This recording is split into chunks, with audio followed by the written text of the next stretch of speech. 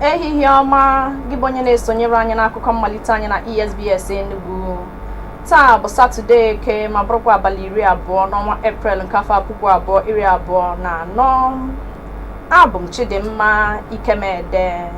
Biko jisi ike na-esonyere anyị n'ọwa ozi anyị bụ ọwa ozi X ejibu Twitter mara na Enugu ESBS. Sonyekwara anyị na ọwa Instagram n'Enugu ESBS.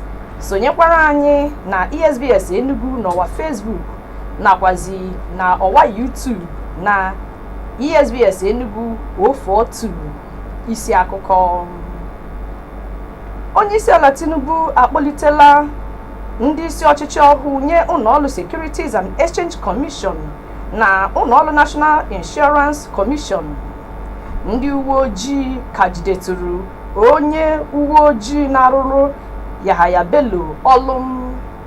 Ndị ọrụ agha mba United States adịla njikere isi na Niger pụọ. Akụkọ n'uju. Onyeisiala Tinubu anabatala mkpọlite onyeisi Securities and Exchange Commission SEC n'aha ịchafụ na onyeisi National Insurance Commission NICOM n'aha ịchafụ. Nnabata mkpọlite akpọlitere ha dị na ozi pụrụ iche ọnụ na-ekwuru onyeisiala bụ Ajiri Ngelale wepụtara. Dịka o si kwuo, Maazị Mairiga Aliyu Katuka ka akpọlitere ịbụ onyeisi oche otu bọọdụ Securities and Exchange Commission SEC n'aha ịchafụ, ebe akpọlitere Oriakụ Halima Kyari dịka onyeisi oche National Insurance Commission NICOM n'aha ịchafụ. Onyeisiala Tinubu gbara ndị ahụ akpọlitere n'ọkwa ọhụụ ume ka ha were amamihe ha niile na ịdị uchu ha lụọ ọlụ iji mee ka ala Naịjirịa kawanye mma. Ndị uwe ojii ala Naịjirịa ka jidetụrụ onye uwe ojii nwanyị bụ onye enyemaka nye onye chịbụrụ Kogi steeti bụ Yahaya Bello. E jidere ya na ndị uwe ojii ọzọ na-alụrụ Bello gbara afọ 48 ọlụ na ngalaba State Criminal Investigation Department nke isi obodo Federal Capital Territory dị na Abuja. E jichiri ma jidetu ha n'ihi ntụziaka onye ji ọkwa Inspector General ndị uwe ojii bụ Olukayode Egbetokun nyere ma si ka ha ewepụ ha ozugbo n'ịlụrụ onye bụbu gọvanọ ahụ ọlụ.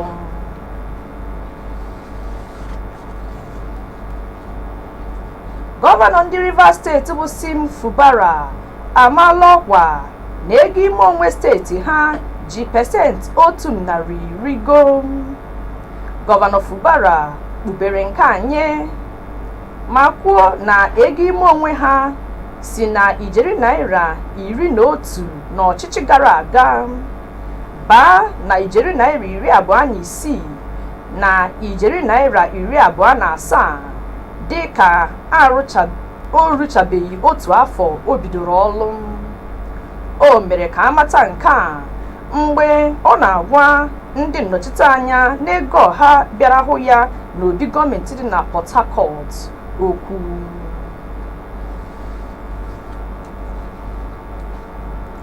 Gọọmenti ndị Oyo steeti ekwuola na akwaturu ụlọ ndị a na-ebe ebubo na ha na-eme ngagharị iwe bụ ndị Yoruba bụ iwu si n'ụlọ ikpe. Nke a dị n'ozi onye ji ọkwa kọmishọna na-ahụ maka ala, ụlọ, mmepe obodo na nnyocha bụ William Akin Fumilayo. o nyere ndị bi na steeti ahụ ndụmọdụ ka ha weta ozi ihe mere abụghị ihe na-emebu na mbụ na omume mmaja niile n'ụlọ ọrụ kwesịrị ileba ya anya ozugbo. Nke a mere dịka a kpụpụrụ mmadụ 29 n'ụlọ ikpe maka ebubo ịgba ngwa okpuru na ebubo ndị ọzọ.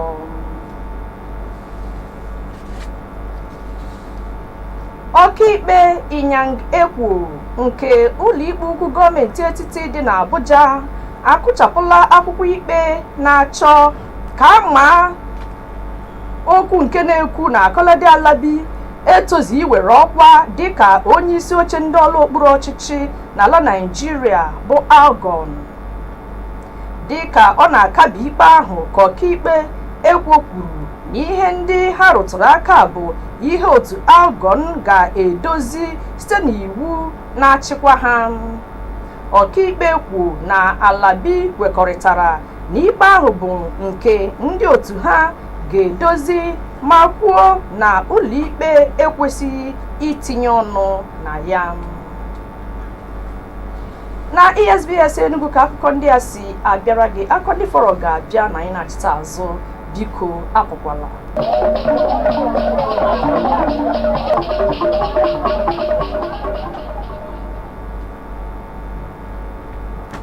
Daalụ dịka ị na-aga n'ihu n'isonyere anyị n'akụkọ ndị fọrọ afọ. Biko sonyekwara anyị na Enugu ESBS n'ọwa ozi X nke ejibu Twitter mara. Sonyekwara anyị na Enugu ESBS n'ọwa ozi Instagram. Sonyere anyị na ESBS Enugu n'ọwa ozi Facebook. Ma sonyekwara anyị na ESBS Enugu 042 n'ọwa ozi YouTube. Ka anyị gaa n'ihu n'akụkọ ndị fọrọ afọ n'akụkọ azụmahịa.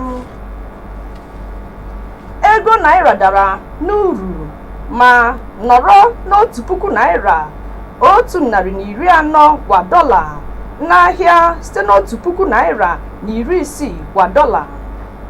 Ego naira dara n'ahịa mgbanwe ego ruo 1,000 naira 199.99 kwa dọla.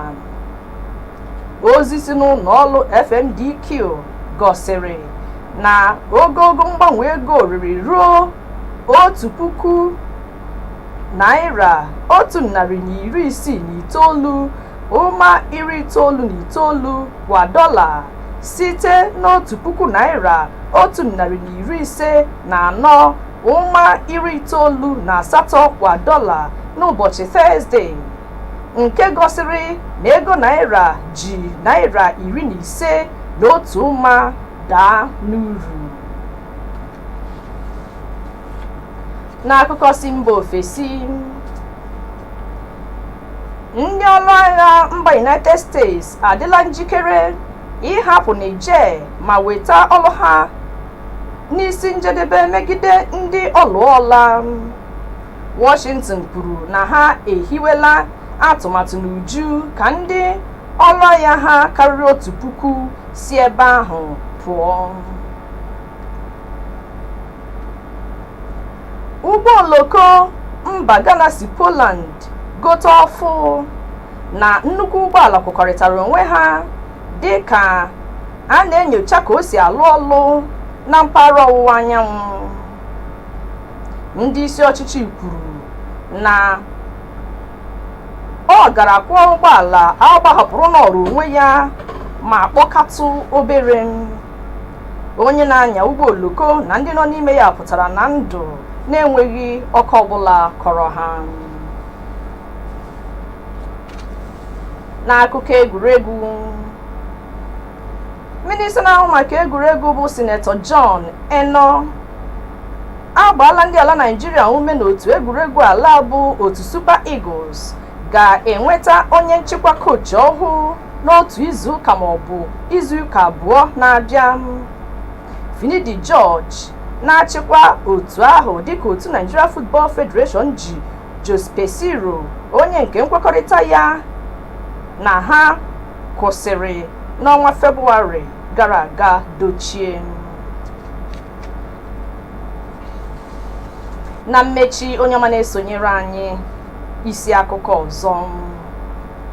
onye isi ala Bola Tinubu anabatala nhọpụta họpụtara Maazị Mairiga Aliyu Katuka dịka onye isi oche ụlọọrụ Securities and Exchange Commission yana Oriakụ Halima Kyari dịka onye isi oche ụlọọrụ National Insurance Commission. Ụlọọrụ ndị uwe ojii nke ala Naịjirịa jidetụrụ onye uwe ojii bụ onye nwanyị bụ onye enyemaka aka chiburu Kogi steeti bụ Yahaya Bello. Ebe anyị mebukwara ka ịmata na ndị ọrụ agha mba United States niile na-akwado isi na Niger pụọ dịka ọrụ ha bịara n'isi njedebe. Ọgụ bụ akụkọ anyị na ESBS Enugu, ma tupu anyị apịachie biko cheta ka ị na-esonyekwara anyị na Enugu ESBS n'ọwa X ejibu Twitter mara, sonyekwara anyị na Enugu ESBS n'ọwa Instagram. Biko sonyere anyị na ESBS Enugu n'ọwa Facebook, ma sonyekwara anyị na ESBS Enugu 042 n'ọwa YouTube. Abụ m Chidimma Ikemede, ka emesịa.